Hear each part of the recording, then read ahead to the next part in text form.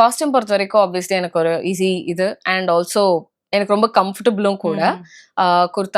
குர்தாஸ் வந்து மேக்ஸிமம் எப்படின்னா அம்மா தான் செலக்ட் பண்ணுவாங்க. பிரபுவோட அம்மா அவங்க தான் செலக்ட் பண்ணுவாங்க. அவங்களுக்கு வந்து சூப்பரான செலெக்ஷன் இது இருக்கும். டேஸ்ட்லாம் செம்மையா இருக்கும். அந்த கலர்ஸ்லாம் எப்படி இருந்தா நல்லா இருக்கும் அப்படின்றது அவங்க தான் பார்த்து செலக்ட் பண்ணுவாங்க. அப்போ அம்மாக்கு தான் வந்து ஒரு குட்டோஸ்னே சொல்லலாம். ஏன்னா வந்து சூப்பரா வந்து காஸ்டியூம் செலக்ட் பண்ணிருக்காங்க. இப்போ ராஜினால எங்களுக்கு என்ன ஒரு குர்த்தி ஒரு போனி டெயில் அதுதான் வந்து இப்போ ஒரு சின்ன சின்ன ஒரு ட்வீக்ஸ் மட்டும் இருக்கு. லைட்டா ஒரு ஃப்ரீ ஹேர் விடுறதெல்லாம் பண்ணிட்டு இருக்கேன்.